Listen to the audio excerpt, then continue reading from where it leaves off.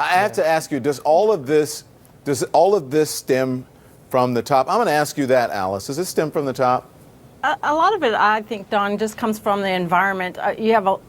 Donald Trump is a very wealthy man. He's used to having everything he wants at his fingertips. A lot of the people he's brought on are very wealthy, have been very successful in the private sector, and they just have this mentality that they're entitled to this. But look, I think I sort of disagree with you and Bakari. I think their wives are fair game. If they're out there blowing taxpayers' money like a drunken sailor, they are well deserving of this criticism. I will say this, Don, if you say something about Bakari's wife, someone's going to have to hold my beer because I'm going to come after you because she's a lovely lady. There you go. Thank you, Ellen is off limits. I think all of these people would be well served if they went to Iowa, New Hampshire, and South Carolina and saw the hardworking people in this country that voted for Donald Trump, put Donald Trump in office, and in turn their spouse in office, and they would appreciate the opportunity they have to serve this country much better and hopefully be a little bit better public servants and not help themselves to these luxurious trips and fancy privileges. Not to enrich themselves. Listen, It would be great. I would love to go visit the Roman baths, Wimbledon, high tea, Copenhagen. That would be really, really nice. Brian, what do you say to this? Does it stem from the top? No, I think I think these people need to be better stewards. I think when you look at some of each individual cases, regarding Zinke and the doors, maybe you can make the reason that that's why the doors are so expensive. It wasn't as luxurious as we thought. But I think culturally, some of these people have forgotten the core mission of the president. What wasn't as luxurious as you thought?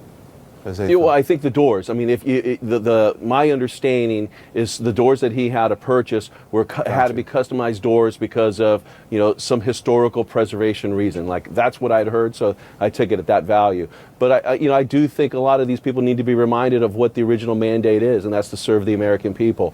I think some of it's gotten lost along the way. I myself am disappointed, but I do believe several weeks ago we heard the president and General Kelly brought a lot of these members into the White House, into the West Wing, and sort of said, hey guys, get your act together. The priority's the American people. It's not a Wimbledon trip, and it's not a first-class ticket to Italy. It's about the mandate of the American people and what they voted for several Novembers ago. Look, I don't make that kind of money, but I do see some of these folks out and about. Bakari, and you know where I'm going here.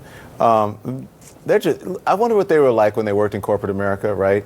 And a lot of these folks they're used to flying private, they're used to people handing them things, they're used to expense accounts and all of that.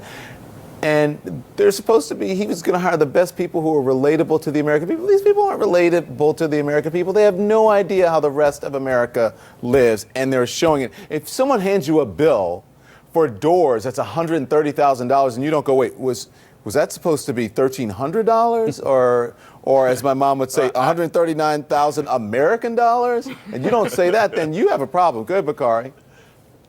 I think the best example is Ben Carson, our good friend Ben Carson, someone who is still invited to the cookouts, I think.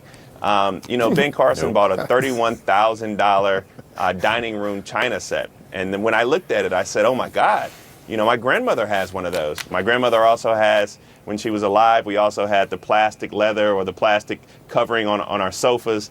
There was china that you couldn't touch unless Good Company came over. Good Company too, right? Not the people who come over all the time. Good Company. There were towels in the bathroom. There were towels in the bathroom that you could not touch at all. They were just they were decorative. And I just felt as if Ben Carson was just trying to feel himself. He was just trying to go back home, maybe even understand what Wakanda felt like. And so I completely understand what he was doing. Throwing his wife under the bus was not something he should have. Donald Trump hired people who are inept because Donald Trump is inept. I got to tell you this. My mom is staying with me for a couple weeks.